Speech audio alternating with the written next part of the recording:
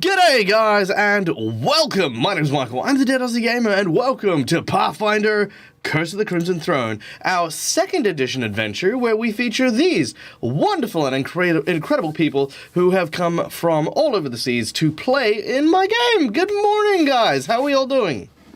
Oh. Hello, doing great. Yay, that's what I love to hear. Now, you guys probably noticed there's a new face here, but we'll talk more about that face in just a moment.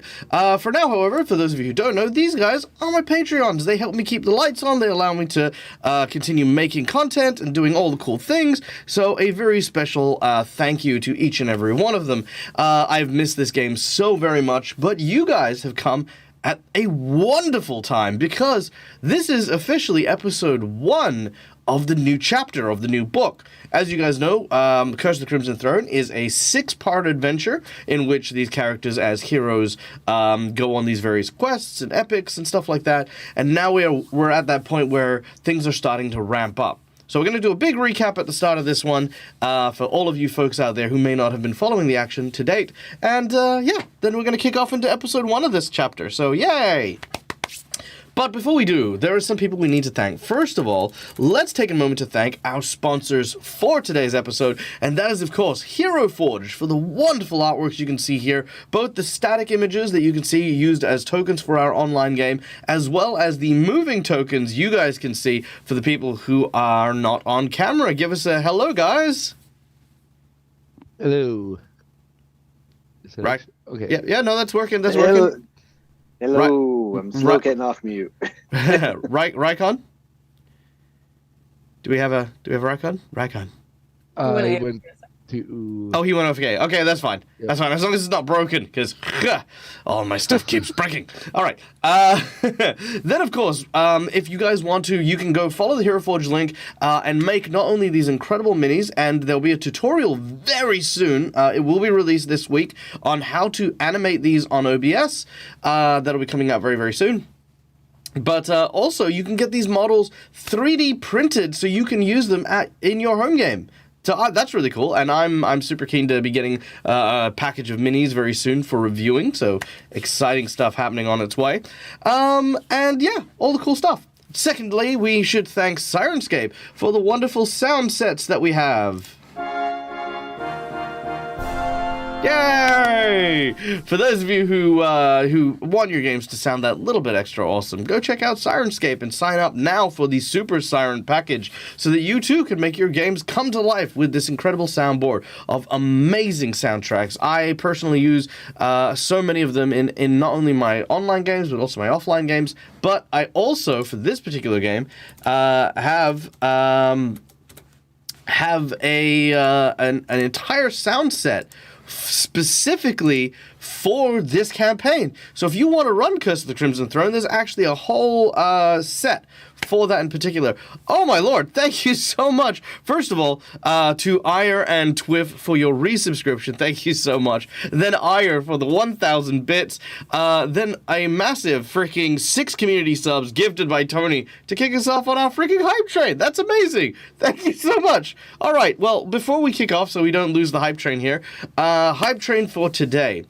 Let's go with enemies to allies. So, in this chapter, there will be a ton of people who are in a state of distress, people who are panicked, worried, you know, all these kinds of things. They are going to be the furthest thing from allies to you as we play this entire chapter. The level of hype train we complete today is going to count for various tokens that you guys are going to be able to use to improve the attitude of an NPC that you interact with, or a crowd member, or anyone, by 1 step. This won't work on notable NPCs, but it will work on people in the city. This we're going to be calling your reputation, as it were, right? So you guys can, whatever the hype train level is, that is how many people you will automatically get to increase. Actually, we'll say increase by step. So you can use multiple of them on the same person and then increase them by, like, say, 5 steps and make them super friendly, for example. So there you go. Schooly Eye, thank you so much for the $50 donation, followed with a Marcus $5 whammadamma. All right, hold up. I haven't gotten to the donations yet. Okay, thank you, everyone. We're going to keep the hype train going. We'll give all the thanks later. But for now, however, let's take a quick moment and meet our wonderful cast of characters for today's session. Starting with, of course, Twiff, who plays the role of Padrick the Spellslinger, a former member of the Arcane Art Studies group. He was forced away from his studies during a conflict with his parents, setting out on his own and picking up the art of gunslinging. He's joined this group and become an avid member, not only providing support with firearms, but also what I'd like to think is a solid leadership position, able to assess and analyze the various threats our group has faced and maneuver himself into a position that can help everyone best. Twiff, welcome in. Hello, and so I guess I don't have to give my background because you just No. I'm going to try and give these like in a whole kind of thing. But if there's anything you'd like to add that I missed out on, please, by all means. No, it's just he was sort of minor noble, has left all that behind, but what's been going on with the decimation of the nobility does strike a little bit like he doesn't hang with these people anymore, but he grew up with them and they're being murdered, so it's kind of a little weird situation for him. Fair. All right. Next up, playing the role of Holly, another noble, but this one from the Fairy Kingdoms. Holly abandoned the Feywilds in order to try and set out and find life as a hero from the stories that she had become enraptured with for so long. But finding the city a little bit more gritty, a little bit harder than she had originally anticipated. Holly has done her best to try and survive in the city, having saved a number of people and come into contact with people who do seem to have the right spirit and mind. However, Holly was faced with a very dire challenge during the previous adventure, in which a plague had gripped the entire city. In the first book, Holly and company had managed to rescue and save a group, or should I say a circle, of young child pickpockets who were working for an evil man named Gadrin Lamb. And after defeating Gadrin and relocating these kids to an orphanage, Holly had taken a personal investment in keeping these kids safe. But when the plague hit and the clerics weren't available to cure everyone, Holly took it upon themselves to find religion. Unfortunately, the pathway to religion was not an easy one, save for one god who simply needed them to sign on the dotted line. And Holly did, selling her soul literally to Asmodeus, the god of evil, and basically contracts. Now worshipping the devilish deity, Holly, now infused with the powers of Asmodeus, managed to save the kids, but at what cost? After trying to finagle a contract unsuccessfully, Holly was also responsible for bringing about the rise of the seven sin devils, one of which has already arrived in town and stolen Holly's hand from them. Holly has now got a replacement hand since then, but the original hand containing the seal that they would need to return these devils back to hell is currently still at large in the hands of Pride. So yeah, there's that. Hi, Holly. This is played by Malakisa. Yes, very, very full-on story there. Yeah, I think you forgot Husky, because I have my Husky and I love my Husky. That's right. You also have Penny the Husky, which has been a loyal companion since the beginning of your adventure as well. But we don't talk about Penny too much, but Penny's there. Penny is a good therapy dog. Penny is the goodest. Yes, she is. Next up, we have, of course, playing the role of the investigator and detective Quinn, a person who was raised in this city and is almost a part of it as the imps that live in the gutters and the pseudo-dragons that try to rid them of it. Quinn is ingratiated themselves in all corners of Korvosan life, from the dockyards with the various fishermen to the slums with all the rogues galleries that live in Eel's End, all the way through to the nobles who live along the southern reaches of the Midtown. town. All of these individuals, Quinn has kept her ear on. And since meeting this group, her practice of being a solo detective has since expanded to include a number of quite robust quests and tasks on behalf of the Korvosan Guard. The Cressida Croft, the field marshal, is very grateful to have someone with Quinn's keen mind and connections working with the guards to try and keep the peace. This incredible character played by our dear friend Ayer Genasi. Bless you. Thank you. Sorry. Thought it was muted. Hi, Michael. Hi, how are I'm you? excited for tonight's game. Good. That's amazing. Anything I forgot about Quinn? No, you covered it all. All right. Next up, we have Dante, the kitsune druid, who has come from a not too distant forest, often traveling to Korvosa in order to sell wares and goods harvested from nature itself. Dante had, once upon a time, a friend who had lived in Korvosa, whom he did most of his trade and work with. However, during instances involving Gadrin Lamb, it was discovered that his friend was addicted to a drug that regularly circulates the city, known as Pesh. This drug eventually saw the downfall of Dante's friend, who and Dante took it upon himself to, put his soul at ease by going and avenging his fallen comrade. But after defeating Gadrin Lamb, it was only learnt that he was a front for something much bigger, that there was indeed more to this drug ring than meet the eye, and Dante is still in search of the chemist, what is responsible for distributing the Pesh among the city. In order to do that, he needed to find people and friends who, like himself, wanted to better the city, wanted to find all those dark and grungy places and dig up all the evil and root it out. And thus, he was joined by the rest of this group. This wonderful character is played by our dear friend, Rykon. Hi, Rykon. Still not there. Hello there. Oh, wait, no, he's there. Oh, there you go. Yes. Are you I forgot on... I had it muted on the headset and not the... I see. Are you... Also, my thing is not moving. Okay, yeah, are you on Discord? Are you doing the thing? Do you have push to talk on Discord? I might have... Oh, apparently I am. I thought I turned that off. Okay, try again. There we go. Let's see now. I might have to real quick change it and then change it back. Yep, no worries. Oh, there we go. Yep, that's fixed it. There we go. Perfect. Okay. Yay! All right, amazing.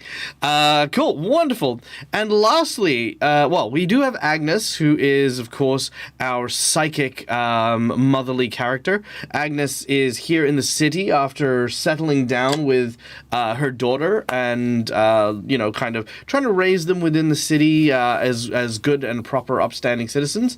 Agnes used to be a Varisian traveler, but since the birth of her daughter, wanted to give her a chance at a different kind of life. During the plague, she was very, very invested in trying to save her daughter, who had contracted the illness, but also save her boyfriend, Thomas, who was a fisherman that was captured by the evil doctors that were instigating this disease. Agnes is also in a sordid romance with a certain fisher folk named Fisher Dan, more on that when our lovely player, Laura Bones, who is currently visiting her parents, comes and visits us again. But we wish Laura all the best. And our last player is, of course, Marcus the GM, playing this very new character, Merc, or should I say Mercutio, who we'll talk about more as we learn stuff. So there you go. Yeah. Hi, Marcus. Hi. Okay, good. Sorry for the very, very long introduction. Like I said, this is a new chapter, and I wanted our first episode so that everyone knew everything about you guys. So I don't feel like I've forgotten anything. Nope, we're all good. Sweet. All right. So, last thing to go on, and yes, by the way, if anyone can recap all of the donations for me, that would be amazing. I think one of my players. Oh, thank you. Okay, so guys. As always, here at the Desert Gamer channel, we like to make sure... I forgot what my code was. Is it this? Yeah, there we go. All right. we at the Dead as a Gamer channel like to have we value your time. You guys here are our biggest sponsor, and we invite you to come behind the GM screen in order to play and interact with the game as we enjoy it. Firstly, through channel points, just by watching and earning those, subscribers get more channel points than people who aren't subscribed. You can use these to gather inspiration for my party, give them insight bonus into things that might get them stuck, use magic bags to give them magic items that'll be useful in the moment, summon monsters, tons of cool stuff that you can do over the course of the game. Secondly, if you do have the disposable income and want to help me at the moment with my fundraising of Dag is Broke, which, let's be honest here, I don't lie to people. I don't tell people like, oh, I'm saving up for a sports car, right? I'm just like, yep, hey, listen, LA was expensive, and I had to spend 2 extra days in LA, and that was unexpected in my expenditures. And with Gen Con coming up, I'm trying to rebuild my funds so that while I'm away, for example, I can still pay my rent and stuff like that. So that's what this fundraiser is. Dag is Broke. So all the proceeds are currently going towards that. And I'm obviously not going to be asking for money just without anything. So there you go. Write in chat a number of different rewards for your channel points, starting with, for $5, you can award a hero point to my players, which can allow them to stave off death, roll with advantage, or petition the GM for stuff that isn't necessarily in the rules. You can also use that $5 to buy me a Jinx point, which I can use to make things more complicated and to counter hero points. For $10, I can draw from a deck of plot twists, which is right over here, which will create a random generated story event. Now, we used to do these instantly, but now we're at the point where we're doing them during the game, mostly because it's hard to make plot twists that make sense in the moment. So there's that. But there's a new $10 reward, and that is these cards here, which are almost like, I guess, superpowers.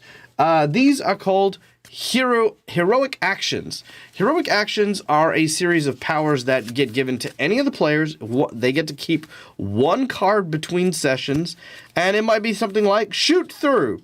Play when you're about to make a ranged attack roll. If the path of the strike goes through another creature's space before reaching your target, that target is flat-footed, and you get to make a attack against that. This creature doesn't provide cover to your initial target. So, for example, that's just something any of you guys can get.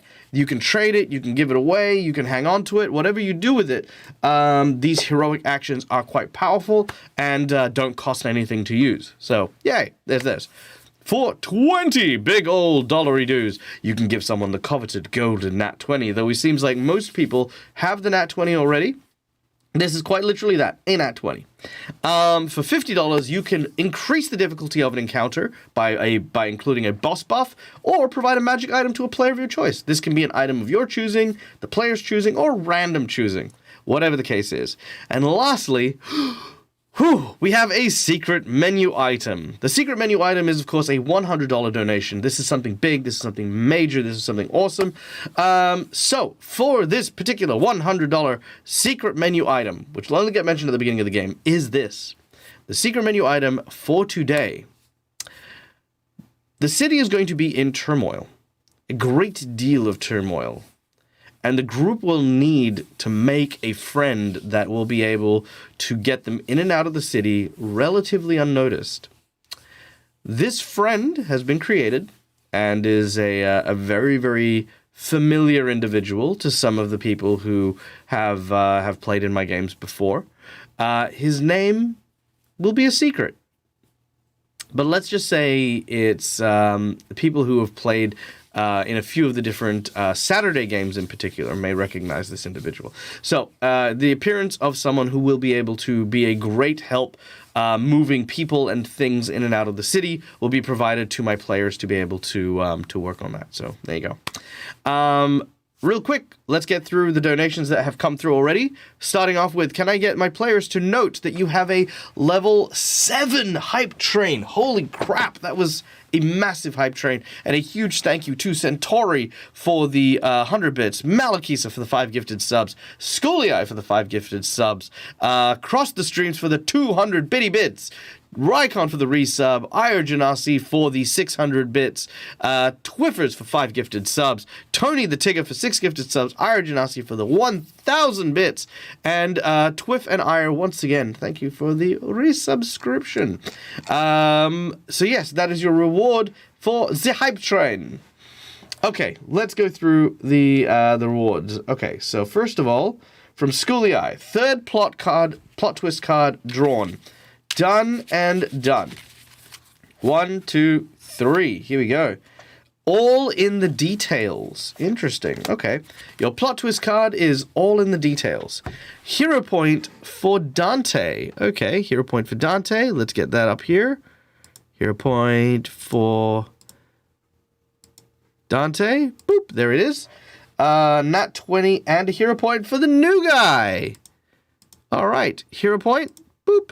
Woo. And a nat 20. There it is. Okay, very nice. Very kind of you, Schooly Eye. Oh, sorry, not a nat 20. My apologies. It's not a nat 20. It's a heroic action. No, sorry. Yeah. Third plot tree. Hero point and nat 20 for Dante. Then a hero point for that. But Dante's, you've already got a nat 20, don't you?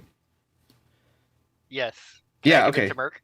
Okay, yeah, let's pass it on to Mark. I think it was a hero point for Dante and a hero point nat 20 and heroic action for Mark. Ah, that makes more sense. Yes, okay, that makes more sense. Okay, thank you.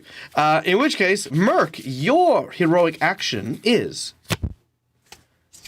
Oh boy. Press on.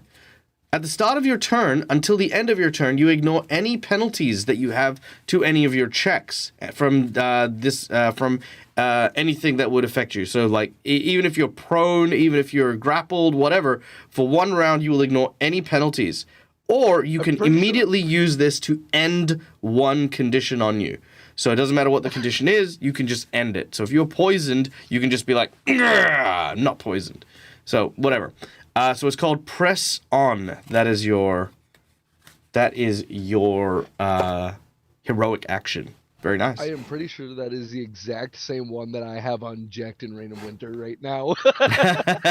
Nice. All right. Marcus has donated a hero point for themselves, which is also fine. Tony the Tigger has given 1 hero point to our lovely Quinn and a jinx point to moi. Moi. Ha. Ha. Let me get the jinx point in. There it is. Baboosh. There it is. Beautiful. Okay. And I think... Did we get anything else, or is that it? That's it, I think. 2 unlocks. We got the from secret menu Yeah. unlocked twice. Once by McClover and once by Ire.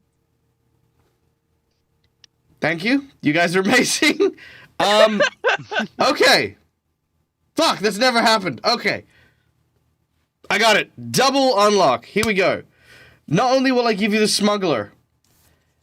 Oh my god, I'll give you the doctor. Oh. Okay. So here's the thing. I have a character. I've never brought him into a game. I might have brought him into a game, but I might not have brought him into this game.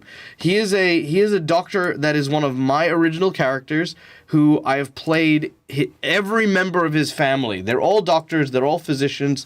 They're a little weird, but he is one of my favorite characters in the world. So I'm going to throw him in here also as an ally for you guys. So you guys now have 2, count them, 2 of these characters that we're going to be throwing in.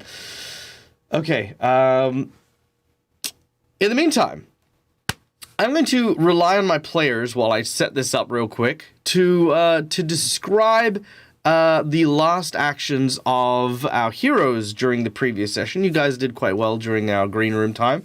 So I'm going to throw that to you guys while I get this guy set up. So, let me get some music going. And without any further ado, ladies and gentlemen, boys and girls, let us begin.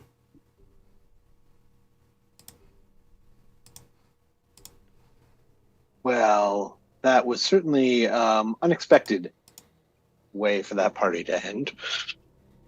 I know, we get invited to an event at the palace, dress up in our finest, and the queen pulls a zombie routine, pulling the arrow from her head and slicing down the guard that shot her. Poor Marcus, that was a bad way to go. He was just straightening out his life, too. I mean, I don't know a lot about humans. I know more now, but is it normal for queens to be able to do that? Because she lifted him up with one hand. Yeah, no, that's not normal. Not remotely normal. Generally, the arrow to the head is Through the skull is pretty usually... final. Yeah. I mean, you know, we kind of suspected there was something up with her. Well, confirmed. Yes. I mean, we thought she was evil, but that seems a little beyond just the usual realm of evil. Yeah, no, this is some dark business. I don't know exactly what's going on, but...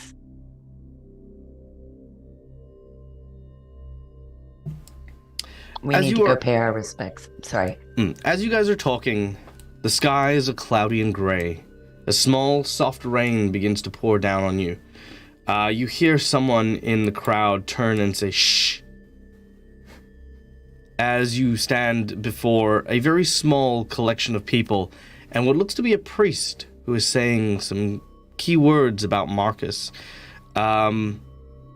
Next to you is Cressida, who you recognize as a friend, of course, the field marshal of the Korvosan Guard.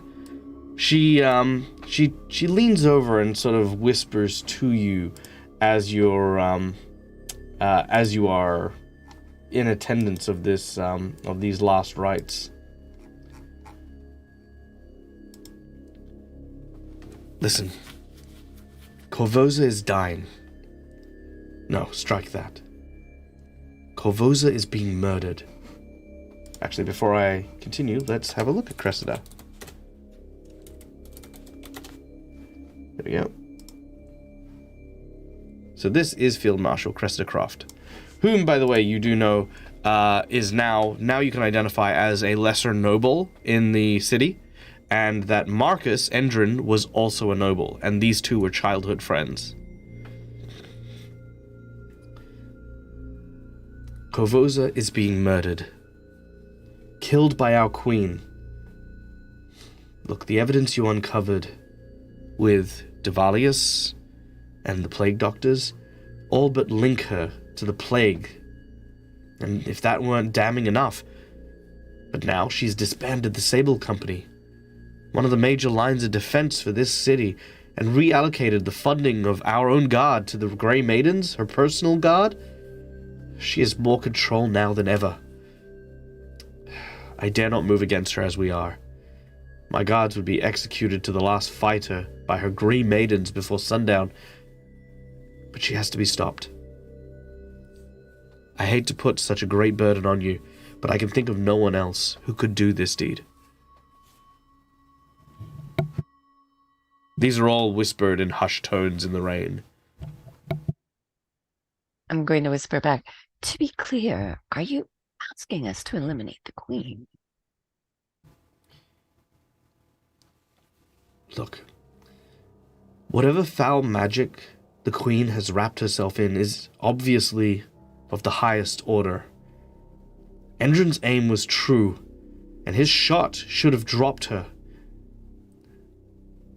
I had feared he was going to take matters like this into his own hands. We spoke before of similar things. I didn't encourage this, if that's what you're thinking, but it does not surprise me that it happened. I hoped he would have found it within himself to find a better route. If only he could have waited, maybe there was something we could have done, but no. It is obvious to me that killing the queen is not the way to do this, even if that is possible. You can see that weighs on her heavily. Yeah, I mean, given what we witnessed, I'm not sure how possible it is regardless. But it sounds like the goal is to remove her from power. Yes. By whatever means we can figure out. Of course. Whatever means if we can manage to wrest at least some of the power that she has usurped, maybe there is something we could do to save the city before it's too late. Is there any route to sowing dissent among the Grey Maidens? That would be quite difficult. I They're thought as led well. by Sabina Marin. While she herself is quite a formidable fighter, it is not that which makes her the biggest threat. She and the Queen have been inseparable since childhood. There is no one more loyal to her than Sabina.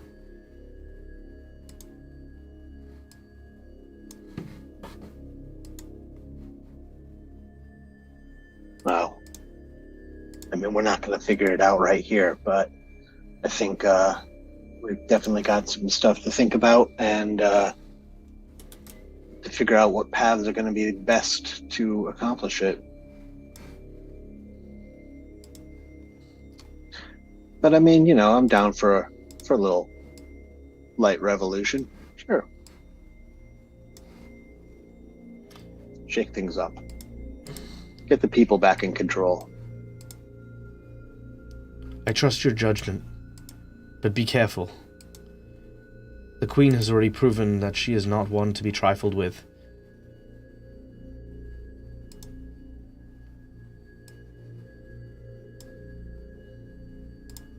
I appreciate the warning. We shall take the greatest of care and just uncover what we can and determine where the weaknesses might lie. She nods and says, "It is a relief to know that you are working on this. Because I'm afraid that if you fail..." She doesn't finish this sentence. The priest offers the final words that they can, and the congregation begins to depart, moving away from the scene of the funeral. It is then that the grim realization of what and where you are fits in. As our heroes finish this clandestine discussion about the removal of the Queen, as the people on the funeral begin to leave and separate from one another, we pan up to a wall with a series of spikes and the severed head of Marcus Endrin impaled on one of these spikes.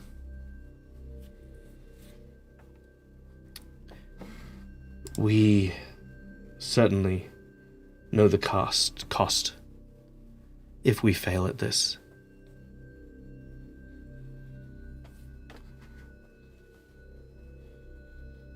That we do. Come and speak to me later this afternoon. I need some time to get my head on straight.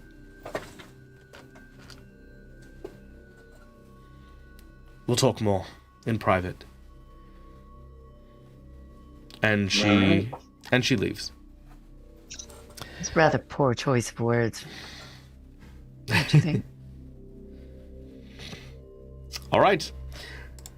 Well, for the time being, however, you have a dire mission in front of you. The Queen, who has fallen under the influence of some dark magic, is definitely going to be causing a bit of a ruckus here, and it is up to you to try and stop it. Well, Before we continue, guys, let's take a moment to welcome in all of our raiders from Robert Hartley, GM. G'day, guys. Welcome in, everyone. For those of you who haven't been here before and don't know who I am, my name is Mark. I'm the Dallas Gamer. This is my place. This is my face. And we're playing Pathfinder 2nd Edition Curse of the Crimson Throne. A quick recap for everyone. Our group of heroes are individuals who are trying to protect the city of Korvosa. Bad things are happening. It seems like the queen, who has recently come into power, is twisting things around, making things difficult, and we found out that she's maybe responsible for unleashing a plague that our heroes managed to cure. But recently the queen was assassinated. Legit assassinated. Hold on. Let me see if I can find this. Hold on.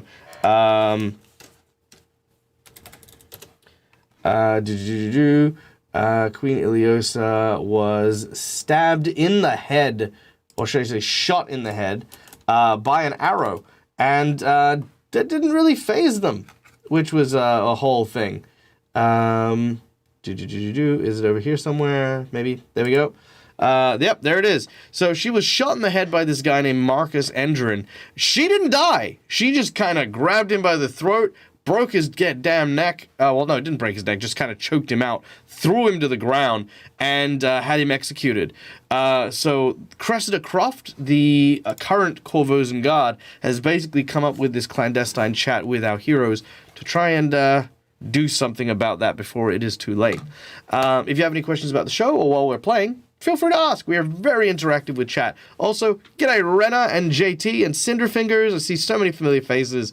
Professor Clunk, Thy Fair Lady, L. Brown. Oh my god. Lady Ember, Nemesis. Oh my god. So many people.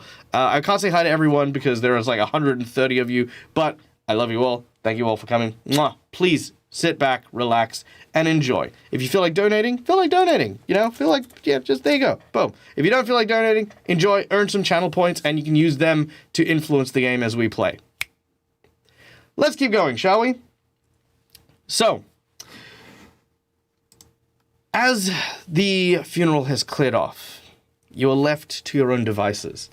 Cressida wishes to see you later on that afternoon, but there is more things to be done. As you make your way through the city back towards your abode, which you're currently staying in, you can see the city is dying. We don't really perceive kind of sickness in the same way, you know? Like, we don't perceive the city itself as a living, breathing creature. But here, in the streets, there is something about it. There is something about this sense of impending dread that just lingers in the air like a smog. You can see that people are tired, weary, many of which who are cured from the plague still haven't fully recovered. Many who have lost so much with the massive loss of life that happened during the epidemic. You can see it on people's faces. You can feel it on the breeze. You notice that several of the soldiers, the Grey Maidens, these armored knights who serve the queen, they seem to be moving in and around the areas north of the city by Old Korvosa, in a place known as the Narrows. You're not quite sure what they're up to, but they're definitely mobilizing for something. You can hear the sounds of their steel boots hitting the streets as they move around.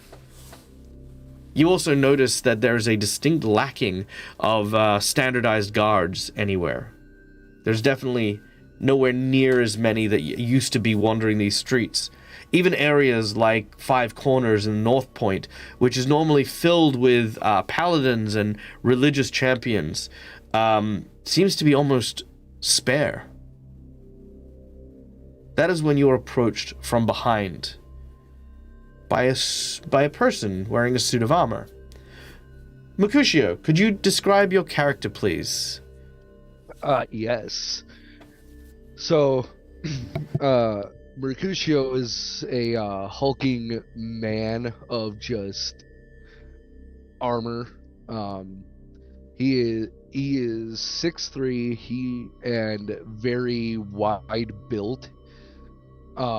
Every step he takes has a nice little thump to it due to the weight of his armor. He also at his side has a longsword and a shield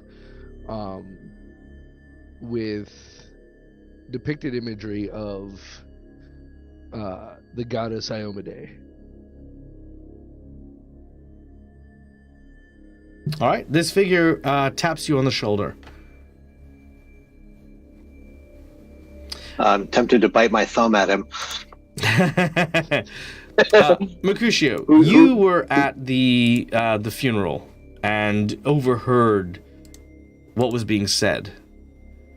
Now, you yourself have noticed things going very wrong in the city, that things were definitely not all right in Korvosa. And there is definitely a desire to do something about it, though you're not entirely sure as to what. But these people might know. And what was my relationship to Marcus? You were also friends. He was a guard, and you would work together. You would, you wouldn't say you were close friends, but you were definitely very fond of and familiar with Marcus. He would have even, like Cressida, told you about his kind of desire to do something, but you didn't think he'd go all the way through with it. Not like this. This was more than you were expecting. So yeah, he'll Merc will tap whoever is the closest on the shoulder to gain their attention. I'm not sure what our walking order is. Let's say that it is Dante.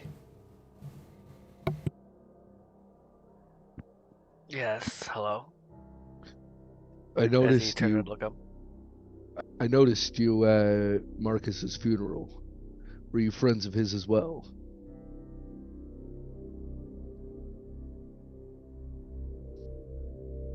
I would say more acquaintances.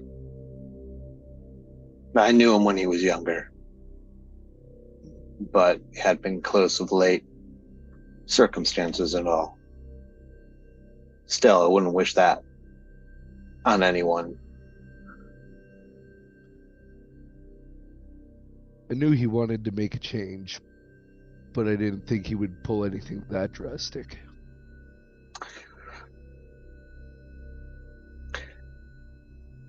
Forgive Was me. unexpected, I will give you that, and the results of it even more so.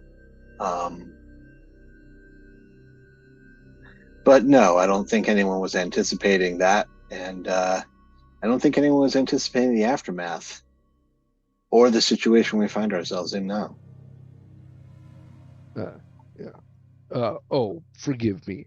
My name is Mercutio. You can call me Merc. That's what most of my friends call me anyway. Can we help you with anything? I will admit, I overheard you talking earlier at the funeral, and I want to help in any way. The city it's dying. If you couldn't see it, I'd be shocked. Something needs to be done. I always forget what's the Pathfinder equivalent of an insight check? Sense motive, but because it's not in this version, we're just going to go with perception. I'd say that you wouldn't need to make the check. I would say at this point in time, you can kind of get the impression that this individual has definitely been perturbed by what had happened with his friend. You can tell that he is speaking quite genuinely about, the city being not quite right. You don't know him, of course, and there is that inherent, kind of suspicion around it. But at this point in time, you definitely don't get the sense that he is trying to deceive you in any kind of meaningful way. Okay.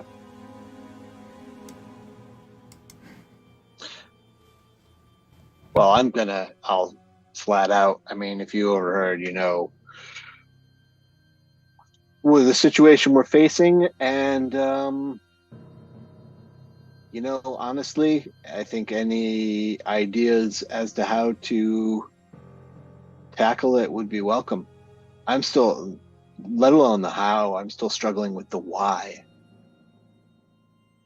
She's already the queen. You don't need to seize power if you're in charge, so none of this makes any sense to me. Yeah, it'd be one thing if it was one of the noble houses uprising or trying to seize the throne, but, if you've got it, what point is there in killing that which you already control? There's got to be Retaining something else. power. He's a bad person. Yeah, but bad people still have motives. I mean, unless she could just be a psychopath. She's eliminated the nobles who might have stood against her. She is securing her power. I know that Quinn would know this, but the word is consolidating.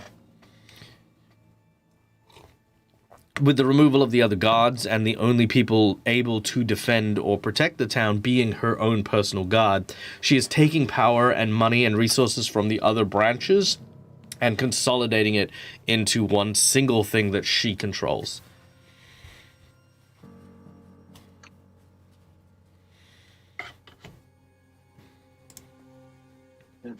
Securing, consolidating. I mean, politics was never really my thing. I too find politics boring. It never ends up right for no matter whoever's in charge. Someone always gets screwed over in the end. Yeah, trust me on that. I know that. Actually, Marcus, it occurs to me, or not Marcus, I'm sorry, Mercutio. Marcus. Mercus. No, we can't. That's horrible. Merc, Padre, of the families that were targeted most recently, do you think there might be any survivors that we could speak with? Well, I mean, we know Cressida's family. She's the last one there. Refresh my memory, Dag. Mm-hmm. On the families that were slaughtered. Is there any pattern of them? Yes, anyone of who... which ones were targeted? Yeah, it was pretty much all of the ones who were loyal to the king, or the emperor, before his passing. They were the ones who were targeted specifically. Anyone who was seen in favor of the queen, especially during that period of time in which the queen was put into power, they're still alive and fine. There is literally no member of the old guard who were, who were interested in a new successor that are alive. Right, so, blatantly obvious who was targeted and why. Mm. I mean, as far as those families, I mean, some of them, I think, were just completely wiped out. Those who didn't make waves seem to have been fine. And those who were seen as perhaps being problematic are pretty much all gone. I mean, if they're not completely gone, they've been rendered inert. I think the question more is which ones of the survivors are true loyalists and which ones are just opportunists and going with where the winds blow. That is an interesting thought, because you can turn an opportunist. Absolutely. Give them a better opportunity. With these thoughts running through your mind, you... Oh, well, are you going to accept Mercutio's help? Yeah, why not? He's here. I'm not going to voice any objections in his presence, but my lips tighten a little as he seems to be accepted into the group. I trust him, but I'm a terrible judge of character. That you are. Yeah. I'm just keenly aware that when you're planning treason, you don't just open your arms and go, "Oh yeah, come here, buddy." That's pretty safe bet there. Okay, so You gotta get allies where you can, though. that's true as well. All right. The afternoon goes past, and you bear witness to, as I say, the various elements of Old Korvosa. With the king's dead, the plague running through it, you suddenly hear sounds to the north. Distant at first, but then...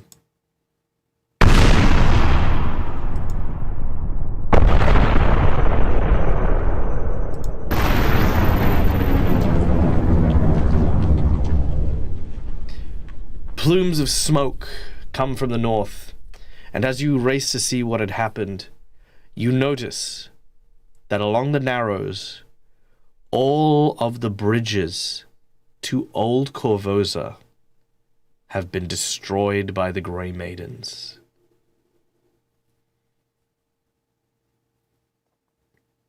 Well, that's interesting. Cut to this afternoon. You're in Cressida's office with your new companion, Mercutio, who we're going to call Merc for the sake of expediency. Mm-hmm.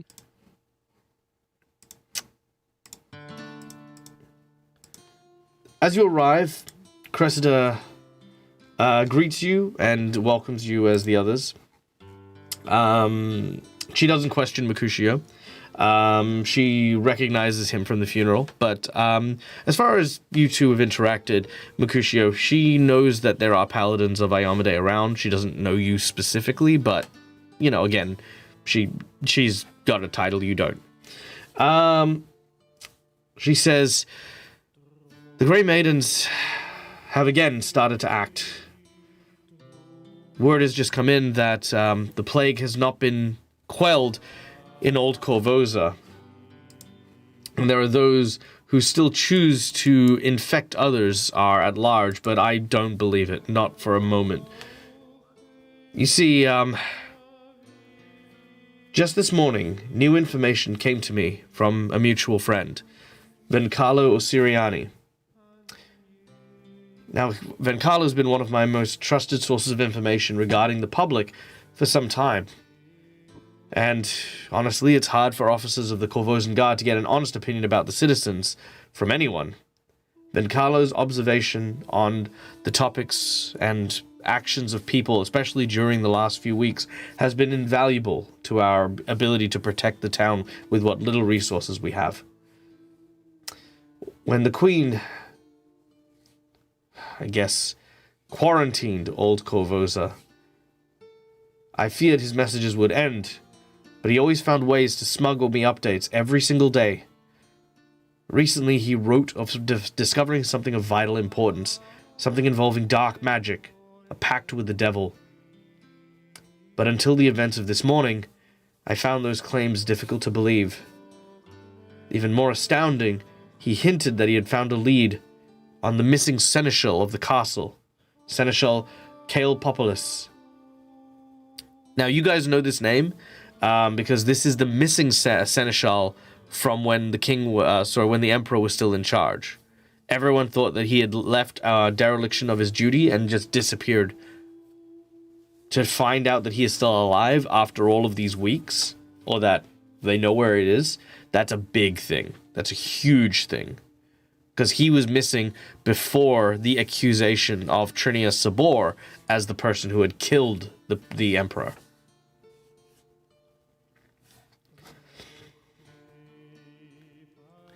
But that was the last message I heard from Vencalo, and that was, well, as I say, a while ago now. And with the destruction of the bridges, isolating his part of the city, I worry for his safety. There are rumors of riots and gangs seizing controls of entire neighborhoods in Old Korvosa. Disturbingly more so are the plumes of smoke I see rising from various fires on the island. Proof that things are as bad there as they are elsewhere, and maybe even worse in Old Korvosa.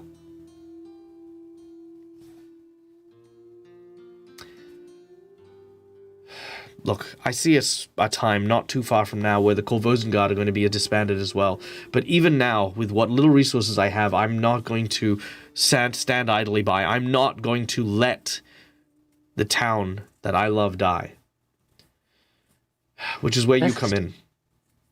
Sorry? I was going to say, rest assured, you will not be alone. That gives me hope. Thank you, Quinn. Trusting that you may have been my best decision over the last few months, your group holds the possibility of Korvosa's salvation. Please, I need you to find a way to the island. Seek out Vencalo and learn what he has discovered about the nature of the Queen and her increasingly violent and destructive tendencies.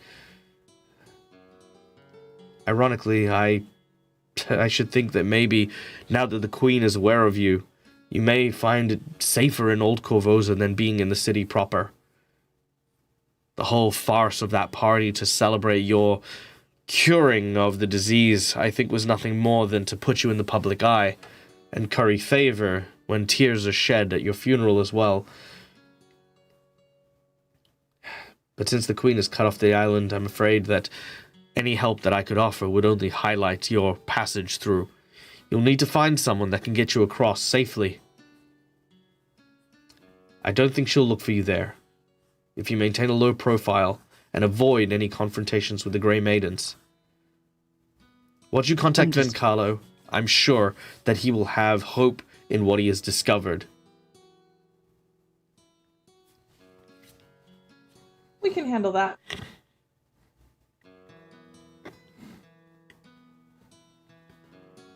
She looks very crestfallen, by the way. She looks like she is just out of energy. Her friend died this morning. She's losing what little grip she had on the control or the safety of the city.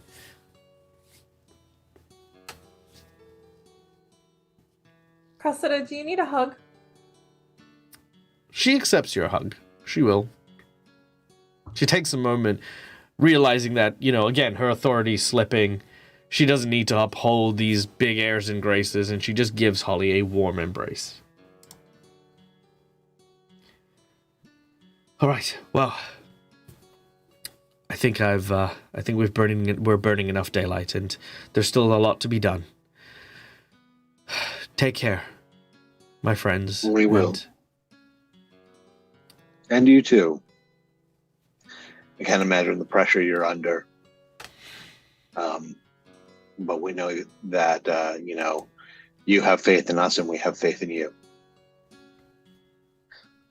We will try to get some message back to you as soon as we can. Absolutely. All right.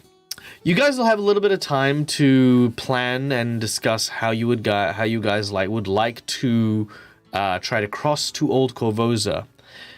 Here is the information you have from just exploring and scouting. All the bridges are destroyed, and the docks that you would normally have used to get to and from, involving the ones using your friend the fisherman Dan Bailey, are in Old Korvosa, meaning you can't use those resources here.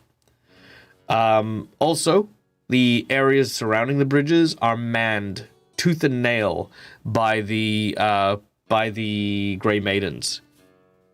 They don't seem to be looking for you, but they are definitely looking for people who are trying to cross over. If you ask anyone about it, they say that the riots over in Old Korvosa have become too difficult to manage, and with resources spread so thin, the Queen has ordered the bridges be destroyed until Old Korvosa settles down. All right, the scene is yours. Discuss how you would like to cross into Old Korvosa. Can we use the sewers? Because we used the sewers last time to get into the guardhouse and the prison. The sewers do not Have go a across continuous. the river. Yeah. They empty into it. Damn it. Never mind. We can use them to get to the crossing. Maybe pick up some more potions of water breathing and swimming and go underwater. And walk across? I swim across. I mean, but I wouldn't be needing as many since I could help someone at least transform into something able to be in the water.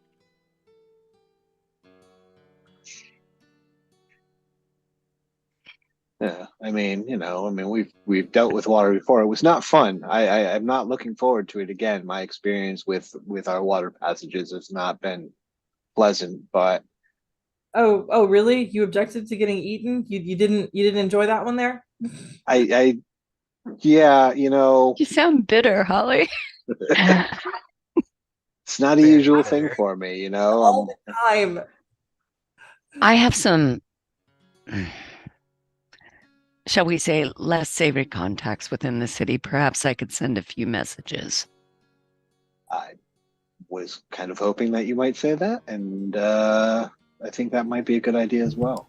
I mean, let's explore all the opportunities. Swimming underwater or walking along the bottom of the passage is, kind of, I think, a last choice. But if we,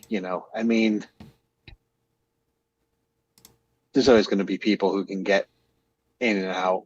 So if we can track them down, then that'll help. All right.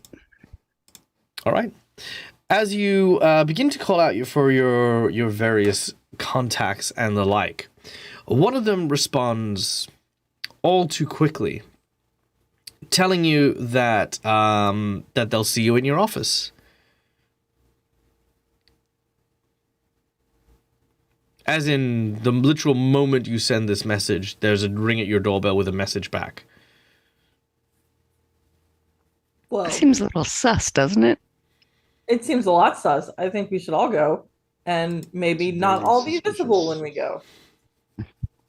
Sure. You guys can do this however you want, but specifically, Quinn, your office, the detective office. So right Right. now you guys have two bases of operation. You have Zalara's house, which is the house of the fortune teller, whose ghost you have currently worked with to save the city. There is the alchemist lab, where you guys are currently running a very, very honest alchemist practice. Well, while you guys are there, because Padraig's been doing the alchemy for the most part. And then, of course, Quinn's detective agency. So these are your three safe havens in the town. All of which, by the way, none are in Old Korvosa. Oh, and I guess Agnes's house as well. Agnes's house is in Old Korvosa. Which is where Agnes is. Eh? Yeah, that's where she's not here. There we go. Yeah. Done. I mean, we're missing a party. I think, let's stop by your office, Quinn. Let's stop by the shop first and restock on healing potions and stuff before we start going too much farther, though. Not a problem. I'll break off and go early and try to stealth around the office and see if I see anything suspicious before the rest of you guys show up. Sure. We'll jump forward a little bit. Holly, your scouting doesn't really produce too much in the way of like anything suspicious. Make a perception check.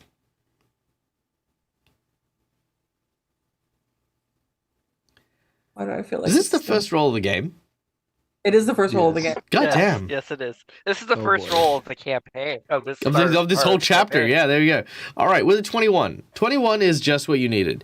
You notice that there are a few individuals keeping an eye on Quinn's place. Not, they don't look like guards at all, but you can definitely tell that there are a few people just keeping an eye on it. They haven't noticed you, but they're not, they're doing odd things. Like this guy is like reading a book on a bench nearby, but like this is a bench in like a street, not a park or somewhere else. You can see this guy has been like ordering food from a nearby stall for the last 20 minutes. Just little oddities here and there. None of them seem to be armed or seem to be violently looking in a way. They seem to be like spies or scouts. Do I recognize any of them from my underworld contacts? No. I will scoot to the party and let them know that the door is being watched. Sure. A few different people. Does this change your action after you gather some healing potions and stuff? No. All right. Quinn, you make your way, along with the others, to your detective agency. You open the door, you sit down, you get comfortable. You put on some hot tea or coffee, up to you. I mean, whatever tickles your flavor. As you await, but you do not need to wait long. There's a knock at the door. As you see a shadow past the glass leading to the entrance of your detective agency. Door's open.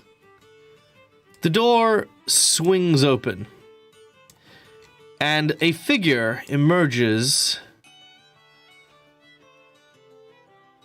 As he does, he looks around and sees quite a large number of individuals gathered in this room. Yeah, the office really isn't that big. No. As a halfling walks in with a bright yellow coat and a streak of white in his hair, he says, "Whoa, hold on a second. Now, I knew that you knew I was coming to town, but I didn't expect you to be holding this kind of party for me." Do I know who this is? You do. This is a very old friend of yours named Badham. Yes! So, Yes! so Badham is a merchant of sorts. And I say of sorts in inverted commas. As he trades in wares that don't always belong to him, but also trades in wares that, they might have a wee tiny bit of a curse on it here and there.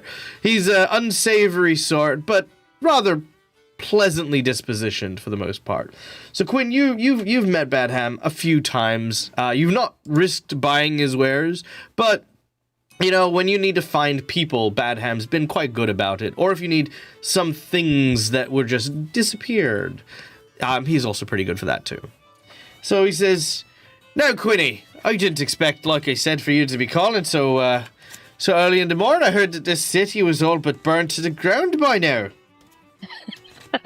Well, we hope it's not so dire as all that. There might be some hope of saving the old girl, don't you think? Well, I wouldn't know about that. Not like I've got things to tie me down here. But you know what? I'll definitely miss our pot of tea every time I swing by town, that'd be sure. Who are your friends here? These are just some misfits I fell in with. Don't you like them? Oh, well, I love them. They definitely look like very valuable customers. Top of the morning to you. And you watch as he raises his hand to a hat that he doesn't wear, and as he flicks it down, almost like he's flicking a hat, you notice that he almost rolls into his palm a business card. "The name's Badham. Curios, artifacts, wares, and other assorted goods at your service there." And he then, as he holds the one business card, he fans it out, and you see that he's got like 4 of them. One for each of you. Merc is kind of just like pressed up in a corner because of how big he is, so he's like kind of hunched over. He's very much squeezing, so he's like not obstructing anybody. Nice. Lurking, but trying not to lurk. Now, Badham, you know I love your roguish habits, but don't be pawning off any of your questionable wares to my friends. Oh, what questionable wares? I mean, you watch as he then flicks the business cards and they sort of, again, just sort of disappear. He says, "I sell nothing but the finest, you know that, love. Now, you didn't call me here for a pot of tea and to catch up on old times now, I imagine. So I think perhaps there might be something you need from old Badham then. That's true. There is something I need. Well, Can you get me to Old Korvosa? And all my friends. Old Korvosa, eh? Yeah. Well, you know, they did just blow up the bridges there. And, the guards, they're fiercely active, they are. Well, you know, I do suppose that I do owe you for that incident in Magnamar, I do. Well, that would be a most welcome thing. If you could just see you were clear to helping us out now. All right, I tell you what. I'll help you, you know, for old time's sake. Not a problem. You know, no down payment or anything like that. But, you see, it just so happens that I have something that I need as well. You see, I've got a delivery in Old Korvosa. Someone's done, you know, an order through Messenger and the like. And, well, as you could probably tell, old Badham, he's a little bit sore in the knee for, you know, riots and violent sorts. So, you know, heading over there has always been a bit of a questionable action there. But if you're heading in that direction and you want to take old Badham's package, then, you know, if I employ you to do that, I could see myself to helping you get across. No worries. I look him squarely in the eye. He There has wouldn't got be any- he has got a shark tooth grin over his face. Now, here's something that Quinn knows about Badham that the others do not. And I think actually this might be maybe the first time that I'm revealing this. Badham is actually a cleric. Specifically a cleric of the goddess Calistria. Calistria is an elven goddess of lust, trickery, and betrayal. Now, Badham is trustworthy. The reason he's trustworthy is because if he wasn't trustworthy, he couldn't betray anyone. The trouble is no one knows quite when he's gonna betray you. It could be any time. It could be for anything. But Quinn, you've worked with Badham before, and you know his rub. He is, if nothing else, honest. But this package could be trouble. You wouldn't set up an old friend like me with the delivering of something dangerous or risky, would you? Oh, no, of course not. I mean, why would what good would that do me? You know, yeah, you know me. I'm harmless, you know. And he kind of You're a rascal. but you know, the best people are, love. True that. All right. What say you guys? I think it's a deal. Sure, let's do it. Look, we've made vastly worse decisions before, so sure. I love this man's thoughts. Vastly worse decisions. Vastly worse decisions.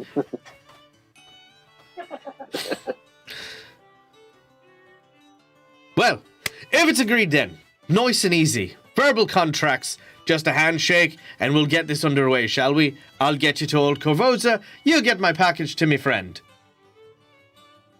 Who's your friend? Well, his name is Grundy. Do we know Grundy? You do not. Okay.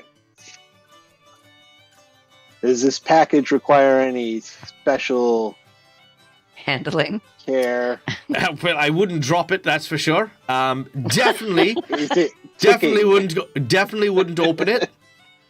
Yeah, you know, in that order. Don't drop it, don't open it. Is Grundy expecting this package? Yes, they are. All right. And no, like, don't get it wet, don't feed it after midnight. Well, you won't need to feed it because it's not live. Let's start with that. Secondly, I don't expect this to be an overnight delivery, same day delivery, that kind of thing, because I'm getting you over there.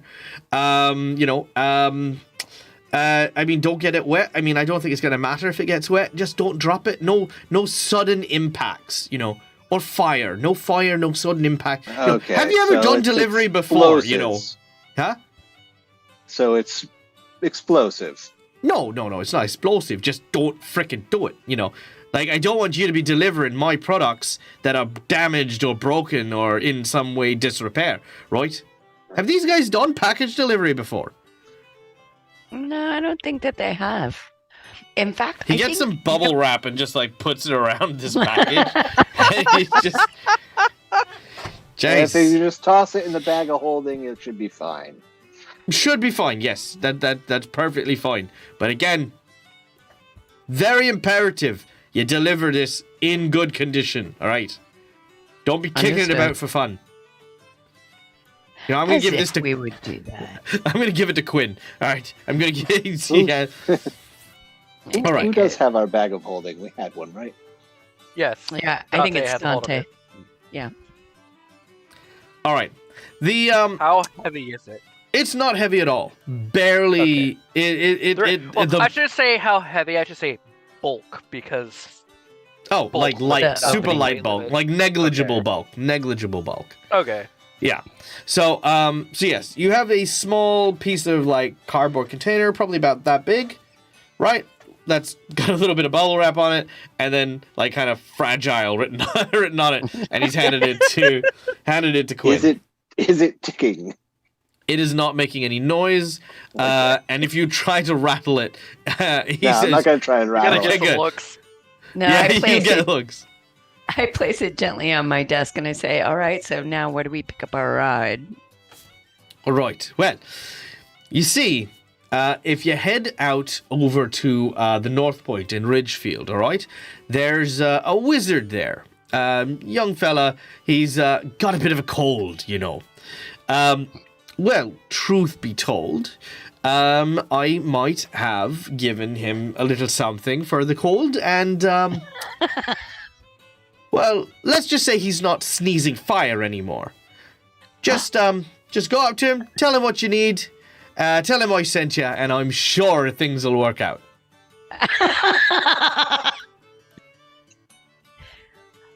Badham, this does not sound like a certain thing. Oh, no, he'll be fine. Absolutely certain. Just be very clear about where you want to go, and he'll get you there. No problem. And completely free of charge. Trust me. You made him sneeze fire. Well, no, I made him sneeze. The fire thing, that was always there, like, Oh. for sure. Oh. I see. Yeah, no, it's fine. All Look, right, so he had an allergy. It was a little bit stronger than he expected, and, that's not my fault there. North Point, Ridgefield, does he have a name? Yeah, Samson. Samson. Aye, yeah. The Speaking wizard of- Samson. And where is Grundy in Old Korvosa? Oh, Grundy, he'll probably be in his office in Bridgefront. Yeah, tiny little shop. You won't miss it. Lots of plants, herbs, like creeping vines and stuff. The place will definitely look abandoned for sure, but rest assured, he's in there somewhere. He's a little bit of a recluse, that one. Doesn't come out and do house calls, shall we say. Interesting. Mm. Okay. Right, well, Quinny, always a pleasure, my dear. And nice to meet the rest of you. Hopefully, if you ever do find yourself in need, just call for old Badham. He'll be here, quick, smart, and in a jiffy. You take care of yourself, Badham. Aye, and you as well, love. And he opens the door, and as he sort of steps out, even as you kind of look out the door after him, he seems to have disappeared. I shouldn't admit this to you guys, but I really love that guy. I really love that guy. He is a bad seed, but I love him to death. All right, so you now officially, as part of our secret menu item, have Bad Ham on call. So, you won't be able to call him all the time. We're going to kind of restrict this to maybe once a week kind of thing. You can summon Bad Ham to help you in a situation. But keep in mind, he's only got limited resources. He's a wares person. He's a good shopping if you need shopping. And he's also a wandering cleric. That being said, he has coined certain things to keep the betrayal alive, such as a bowl full of healing potions and inflict potions with the labels taken off. So, yeah, that's Bad Ham. But you know what? Let's go. That's what he does for his god. Okay. So, where do you head?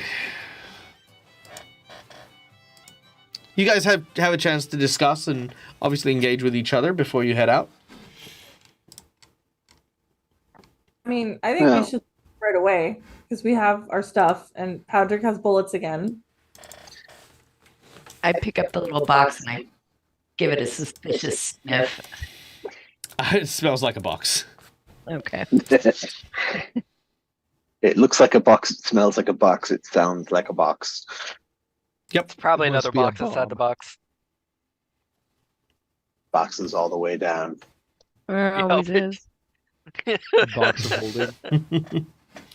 All right. Do we want to just make our way to North Point and Ridgefield? Look for the wizard Samson. Yeah. Sure. See I'll no look- sense That's, in wasting time. Should we did try to say do that it he wanted stealthily the same because day. there's still people staring at the shop watching us? Well, we're not I at the mean- shop. Takes a look at him at himself. No, they're watching the I don't think- office, my office. Yeah, I they're don't watching. think stealth is in the cards for myself. Can you go to the window and see if they're still there? I will do that. Do I see any of them? Heading to the window, you do not see any of them. Do I see the places where they were set up? Oddly, the bench that was being sat on is no longer there. The food stall that was there now reveals an alleyway instead of the stand that was once set up. They've cleared out, which that seems bad, and maybe we should clear out quickly. Well, we can go one at a time, different directions, and then meet back up, Sure. and then head out to visit this wizard. Why don't we Maybe meet at this place? At whose? Meet at the wizard? Because we all know where he is, so we'll just all leave separately and arrive separately. Or we could just meet up at the square a few blocks down. Yeah. I'm I mean- afraid something will happen to one of us if we split up for too long. I think that's fine. Just go off. Brigida's bakery is there. I can grab a. Oh, I'll go to the bakery. Yeah. All They right. have cupcakes? They do have cupcakes. Delicious cupcakes. All right. You each begin to make your move through the city, separating and making your way carefully as to not draw too much attention to yourself. Eventually, you find yourself gathered along the North Point, where you find the address of a Samson, the wizard. Except it seems to have a lot of scratches on it. Samson the Spectacular. Samson the Stupendous. Samson the... And then just lots of scratches. And then eventually, Samson the Sorcerer. As you approach the door, you knock it quite firmly. Enter! Ah! Mind your step!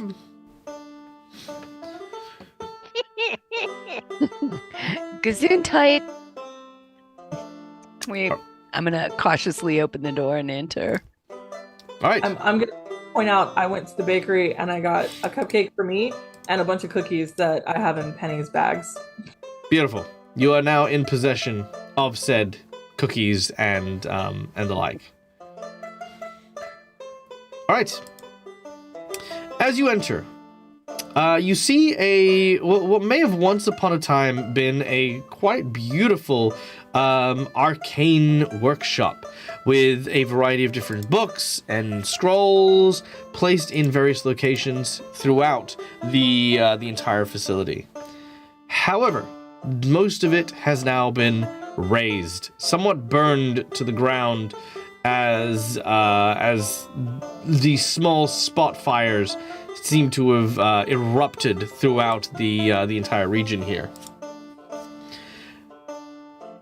You then notice a wizard sitting in the corner. But this is not any wizard. This wizard appears to have the head of a dragon. Sorry, I'm just a little unwell at the moment. I'm gonna squeeze against the wall and out of the path of his nostrils. Sure. As he sneezes, you watch as a portal appears and a huge gust of icy wind blows out and into this room. Can I get everyone to make me a reflex save, please? Oh boy.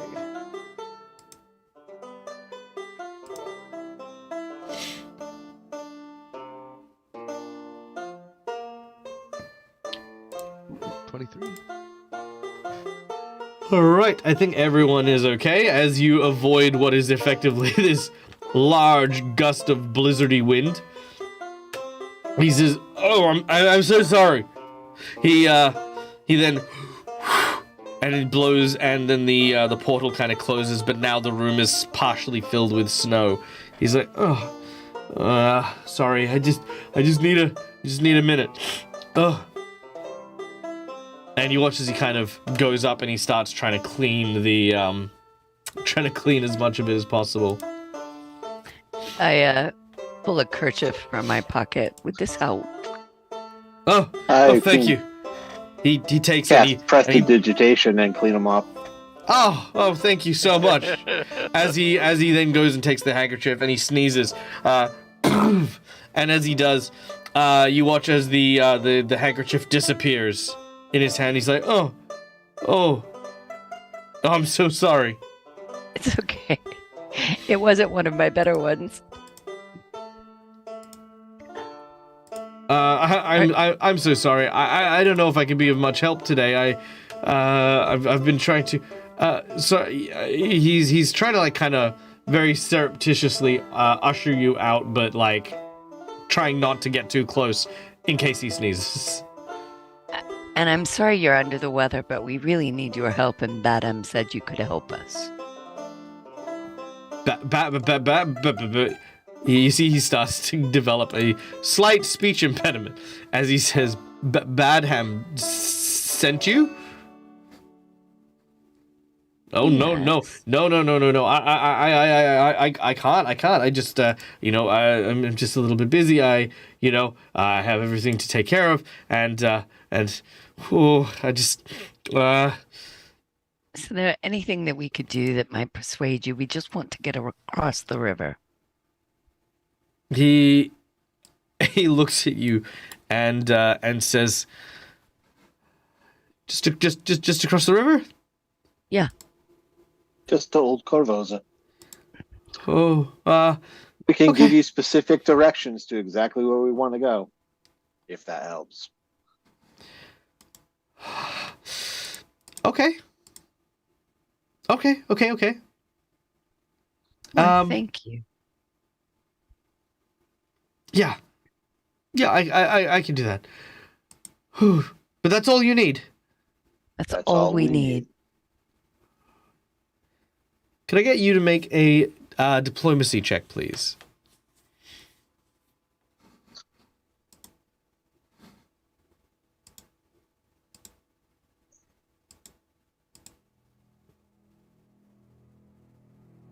$28. Oh, actually got a 23. Okay. All right. I'll do it. They don't call me Samson the Sorcerer for nothing. I'm also a wild magic sorcerer, so results can vary. But, That explains a bit. he looks at Dante. I heard that you were called Samson the Superior Sorcerer. That was before the college revoked my license. Now I'm an independent contractor. An entrepreneur, even. I was looking for something to help me with my predilections and a lot of my uncontrolled magics. I can control it now, but evidently I need to sneeze to activate my magics, which becomes problematic when you have a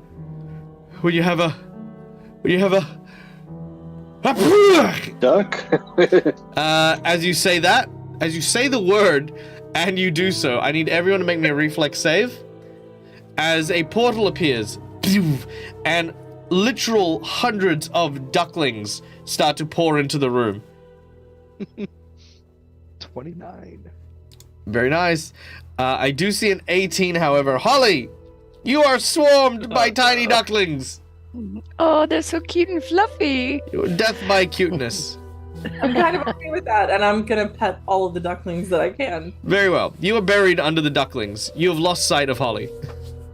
I just realized that the dog would be also swarmed by them if you think about it.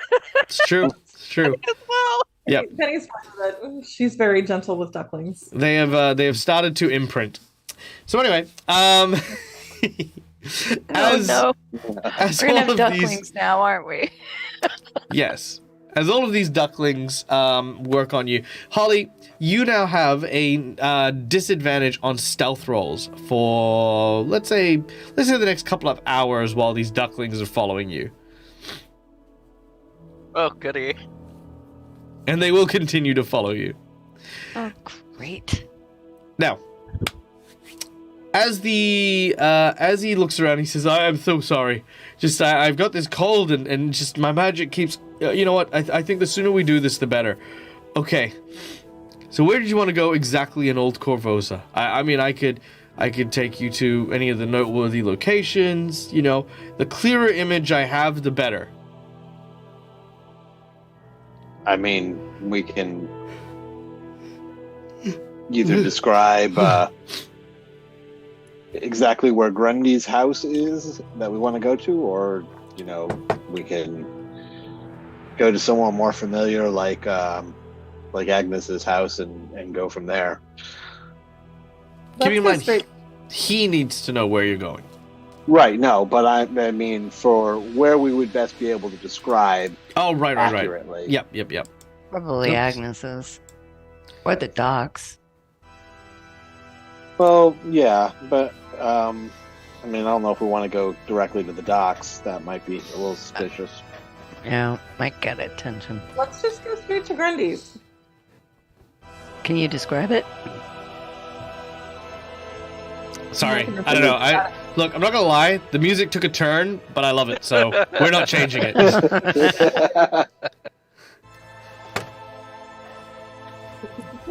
Big gothic. Dag's gonna put a half mask on.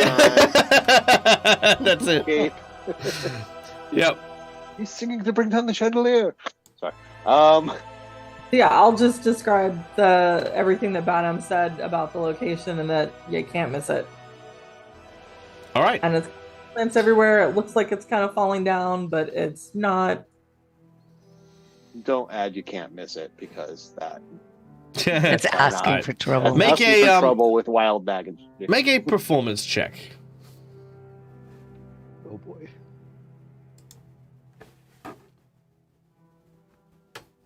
She's frowned. Oh my god! Wait! Oh. You guys missed this. I rolled so badly the last game. The next 6 ones that I roll are automatic nat 20 crits.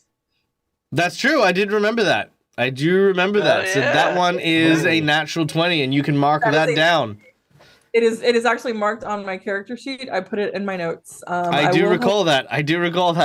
That you rolled so badly that one week. All right, so that is technically a natural 20. And it's still, again, like I said, the luck is still there. All right. By the way, also don't forget, we all have group inspiration from Laura Bones as well. So you do get to use that for your next check as well. Okay, one moment while I very quickly adjust here. There we go. All right. As you find yourself in what looks to be a ramshackled-looking house, the smell of like plants and loamy soil leans into every breath you take here. There is just this acrid smell, this sour kind of chemical lingering everywhere you seem to go. As we...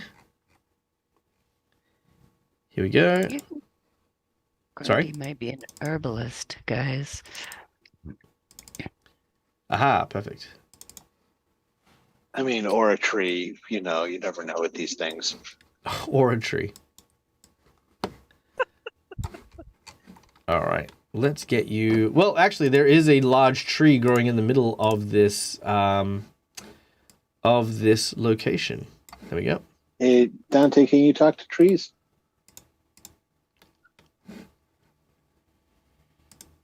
That map shows as broken to me. Yep, don't worry, it will.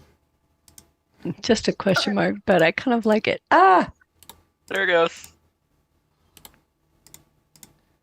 Okay, and let's get everyone onto the map. 1, 2, 3, 4, and Quinny with a 5. There we go. All right. Right. You arrive at what appears to be a wizard's shop, or at least that's what you can kind of tell it is initially. Again, lots of parchments, scrolls, potions, lots of things. This looks very similar to your alchemist shop, but more, as you say, a herbologist than anything else. But as you do so, you find yourself... There we go. See, maps always mean controversy. Oh, they do. All right. As you do so, a large plant creature emerges from beneath some of the various growth, and at your presence begins to sort of writhe, wriggle, undulate in your direction, as we are going to fly into an initiative. Can I ask him if he's Grundy? He doesn't seem to say this. It's a bush. Hey, you know, some bushes can talk. That when you said it's a bush and that thing popped off. They did not like being called a bush. Sorry, my bad. All right. We're going to go into initiative. Everyone is going to use perception. So, Dante, you're first, followed by Padrick, then Holly, then the Bush, then Quinn, then Mercutio. So, Dante, you're up first. Going to use my action to see if I can see or hear if anyone else is around besides us and this bush. You look around, you cannot seem to see anything aside from the, this, again, very animated topiary. I will then... Although, Dante, you can make a nature check if you want to try and identify it.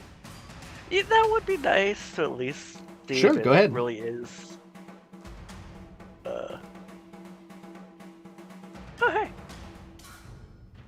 All right, with a 27, you know this is a drainberry bush.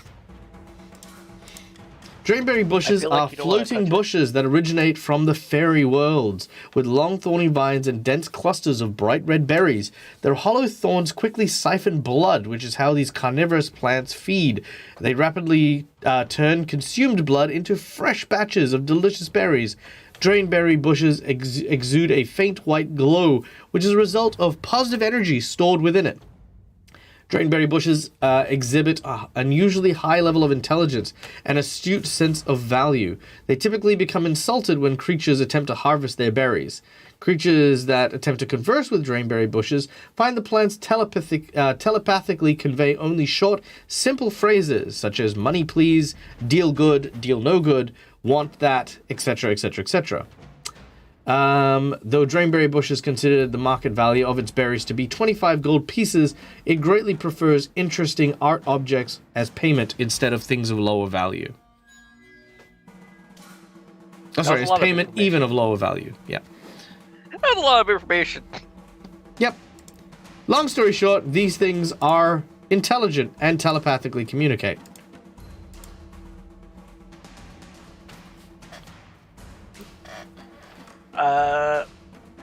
He is going to talk to see if he can get it to not be attacking him by telling it, we're here to see Grundy, or at least trying to find where he's at.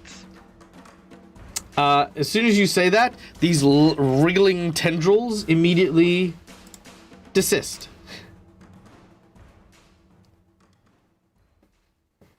And then in all of your minds, you hear simultaneously, "Look, Grundy?"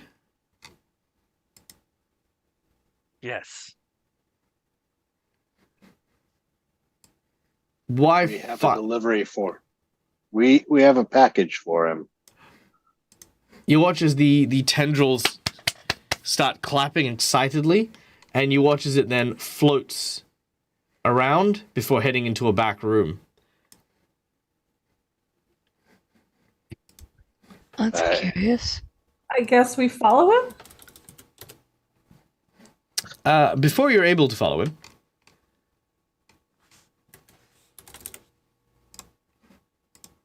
emerging from the back room is a tall, looming figure, quite lanky in nature. At first, you don't think much of it, until they step out into the clear. And you see what they are wearing.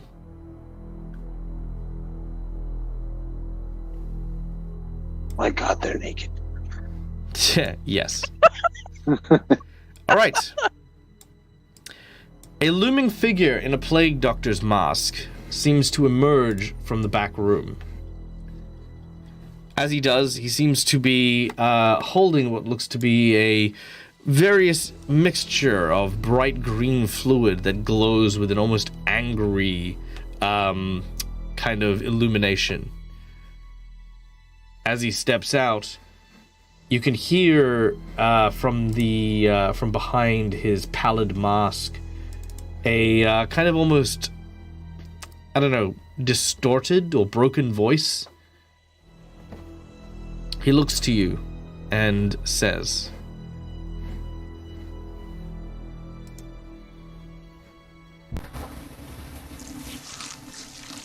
"Greetings and welcome.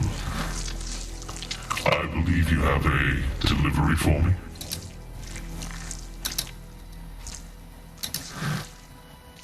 Yep. Yes. We do. Dante. Pull out the package from the bag of holding. Excellent. Bring it here. He'll go up to him and hand it to him.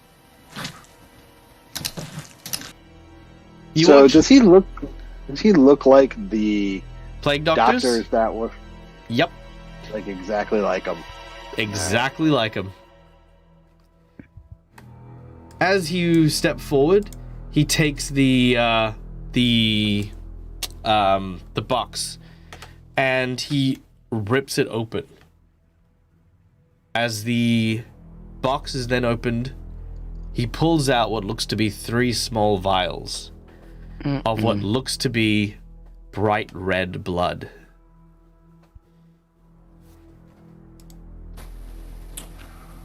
Fascinating. Truly magnificent. Hard to imagine such a small thing brought low so many. Well, thank you for your expedited delivery. I'll be sure to make sure Bad Ham receives a positive review for his service. Oh, that's good, because he lives and dies by his Yelp reviews.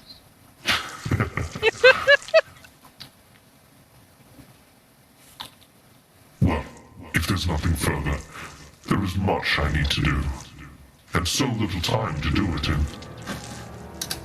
Yeah, about that. I'm sorry. Just you weren't happen to have been, working with the whole bunch of plague doctors that actually created this disease. Well, now that depends on your definition of working with.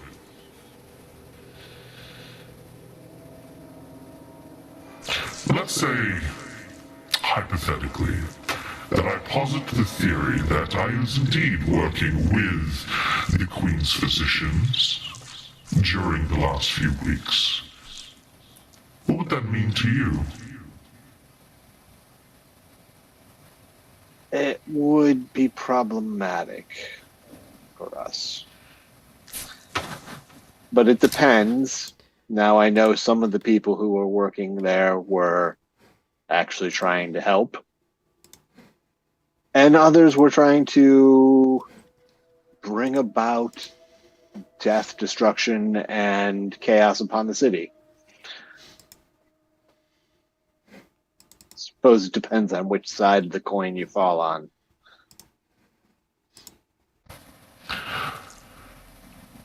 Which side, indeed? Well, the matters of the city don't bother me. I am a curious person by nature, and dislike the idea of answering the questions of those who do not share my mental acumen. But your hypothetical reasoning seems sound. If I were indeed a danger to the city, and the people who were proclaimed by the Queen to be the protectors and saviors of said city, then I too would be suspicious. But you have nothing to fear from me. Science is nothing to be afraid of. What people fear is not science. What people fear is what it costs for the comforts they enjoy. And for the application of it. Theory's all well and good, but it depends on how you use the knowledge that you gain. And who decides how that knowledge is used? Yourself? Well, in this case, you do, because you're holding the samples. And I guess that's the question. How do you intend to use it?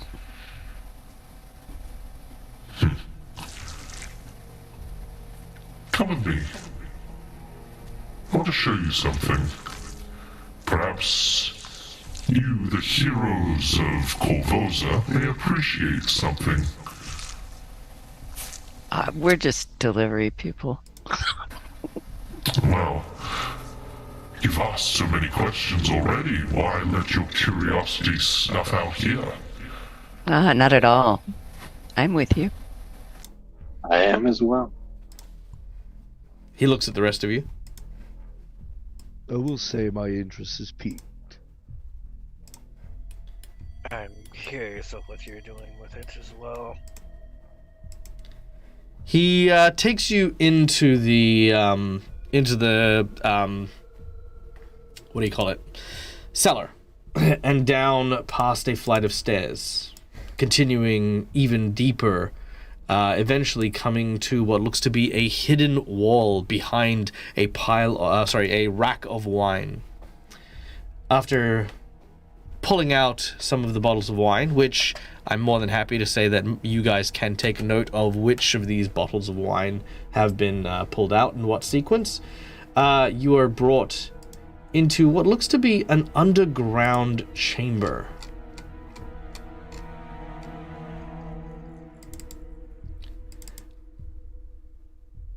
All right, let me go here real quick. There it is. Do do do do do. Da, da, da, da. Ba-da-da-da-da. Crack that whip. Okay, there we go.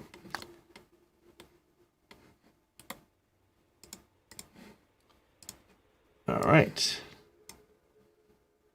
Dante, Patrick, Holly, Quinn, Mercutio, and... I already don't like some of these things I see on the map. It's fine, don't worry about it. Just don't think about it. Say that. Oh, look, he's just running a dye shop, guys. Look at it. Yep. Yeah, just ignore I see nothing suspicious about a random pentagram on the floor. Yeah. Yeah. Nothing It's came not on wrong fire with and that. it's not upside down. It's fine. Holly didn't lose a hand over it. Not again. Yeah. All right. He tells you right this way and mind your step. We wouldn't want you to be injured. It's very kind of you. Okay, never mind. As I say, champions don't have the divine sensibility, do they? And they do not. I don't believe so. No, they don't. Darn it. I was gonna see if there's things, but I can't. Mm-hmm. All right. You guys follow? You guys should be able to move your minis.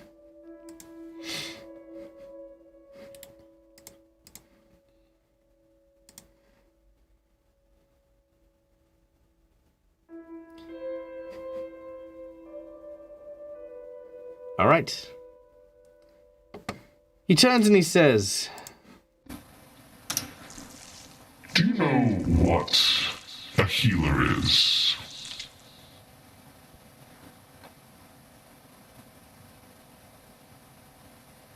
Oh, come now, this is not a trick question. I'm going to keep that one to Dante.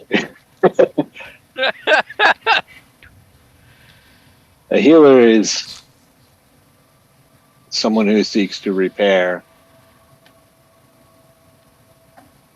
that which has been damaged, that which is out of balance, set things right that have been put on a path that's wrong. And what do you feel is the inherent flaw or weakness in this definition of healer? Oh, as with all things, it's what is right versus what is wrong. Morality. An interesting posit. What about the rest of you? Any thoughts? A healer is someone who tries to help people and make them better. Indeed. But what must we wait until something has gone horribly wrong with someone before we heal them? Why not make them into a state that they would already be immune to disease, resistant to all of the ails and woes that one suffers. Well- As soon as he says this, Merc is gonna set his hand on the hilt of his blade as he's getting suspicious now, thinking he knows where this might be going.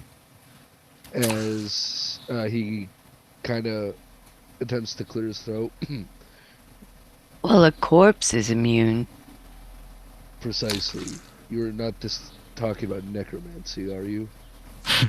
Necromancy. No, that's a pseudo-magic that uses the powers of gods and curatives in order to try and resurrect the dead. No, I don't seek to resurrect the dead. I seek perfection. I seek to turn and create what is, effectively, the perfect specimen. And I've heard rumors, heard tales, but my research has not yet borne fruit.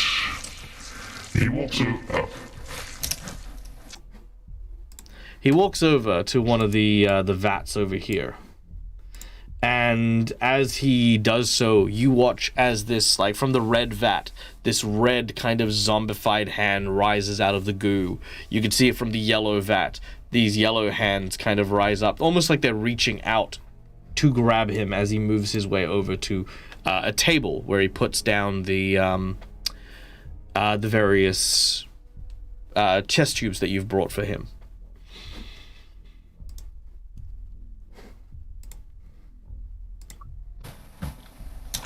He says necromancy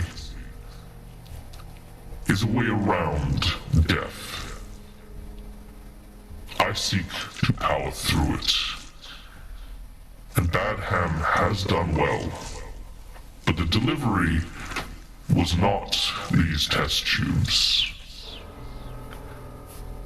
The delivery was you. I thought he was your friend, Quinn. He doesn't look at Quinn. His eyes are set on Mercutio.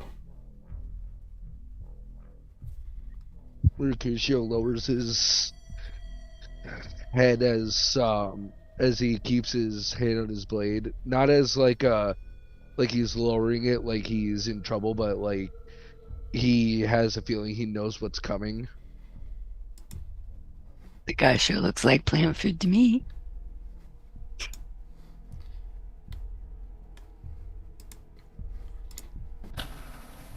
My attempts up until this point have been unsuccessful.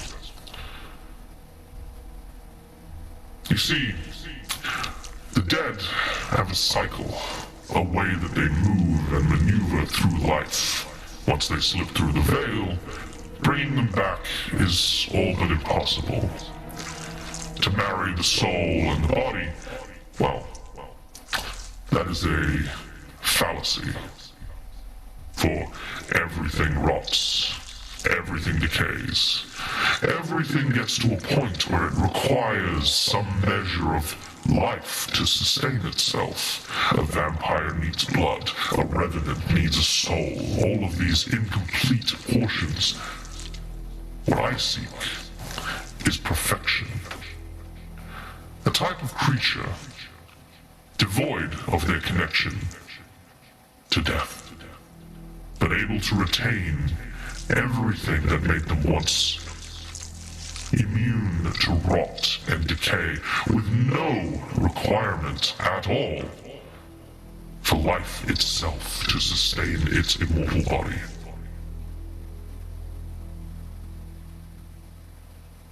Do you understand?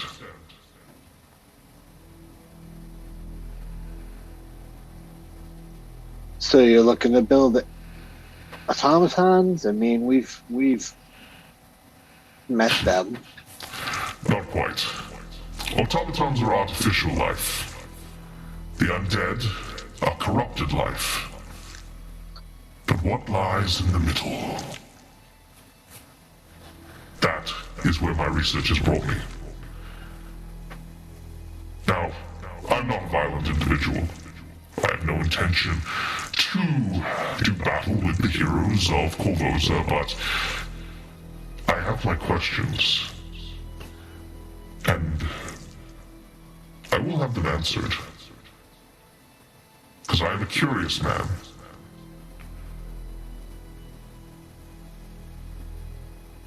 Without outwardly saying it, Mercutio's gonna step up a little bit, still with his hand on the hilt of his blade, and he goes, without saying it outright, how did you know? Who do you think taught him how to do what he did?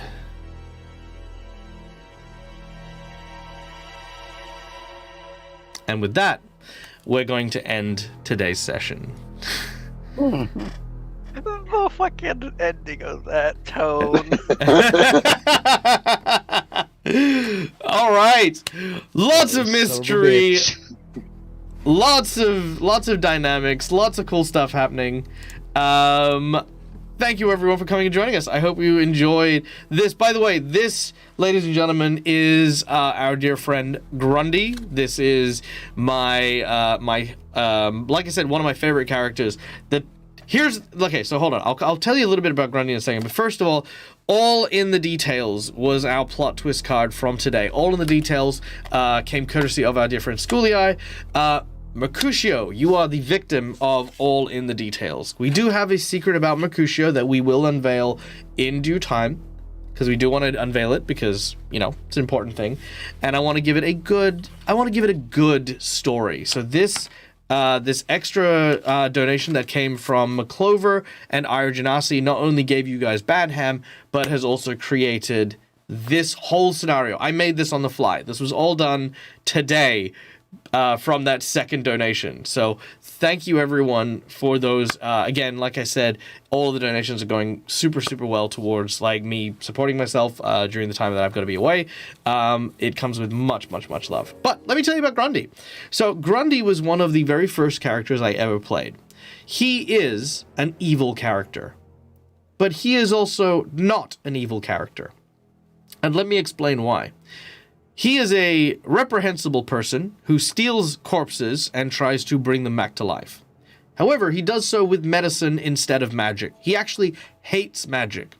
He believes the world is careening towards an apocalypse in which diseases that are resistant to magic take over the world and wipe everyone out. Because without clerics to heal and stuff like that, there's just no end to it. In order to prepare for his supposed plague-like apocalypse, he has done research on creating an undead that does not require the living to sustain itself. He does not do this by killing people. He never murders folks. He only uses bodies that, again, like I said, people have no need for. But what he does is reprehensible. But he does it purely because he wants people to survive. He wants life to carry on after this supposed apocalypse he believes is on the horizon. I've played him a few times. He's not pleasant. He's hard to get along with, but his heart is always in the right place. And like I said, he doesn't kill people. So he's also an active healer, and does, he was the healer of our group. He ended up having to leave that table because the group found him dissecting a zombie during a zombie apocalypse, and they were like, this guy is scarier than the zombies. And it was like, yes, he is. And that's good. So Grundy's shown up in so many different things. He was in our Starfinder game as a cybernetic surgeon. He was in another game as a person who was creating flesh golems instead of creating zombies. All of the Grundys from that family all have that same goal. It's like a family goal. They all believe the end of times is coming, and they all research things in their different ways. So, Grundy, very, very near and dear to me. Even if you guys kill him or wipe him out, that's also fine. I don't mind. Like I said, there's a family of them. But this one here is Serious Grundy. Yes. Serious Grundy is the one who is using juicing in order to try and create zombies. So he basically floods them with various concoctions and potions and animates the body in a very mechanical way. But again, he's done it wrong. But he's trying to figure it out, and that's his story. And I love him. I love him to bits.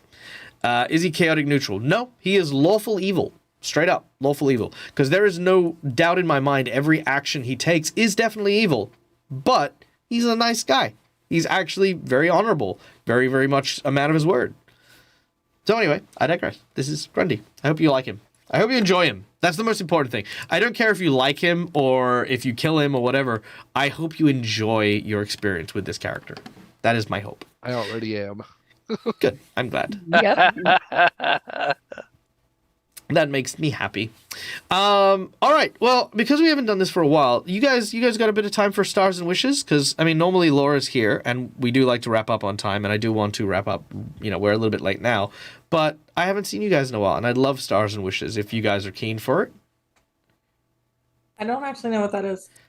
Oh, well, Stars and Wishes. Let me tell you about Stars and Wishes. Stars and Wishes are, we'd like to highlight something in the game that we'd like to give a star to, whether or not it's a person's roleplay or performance or somebody's interaction or growth or story element. And a wish is something we wish we got to do a little bit in the session. For example, we may wish we did a bit of combat today. We may wish, actually, as a good example, let me do some Stars and Wishes here. So my star for today is going to go to Holly.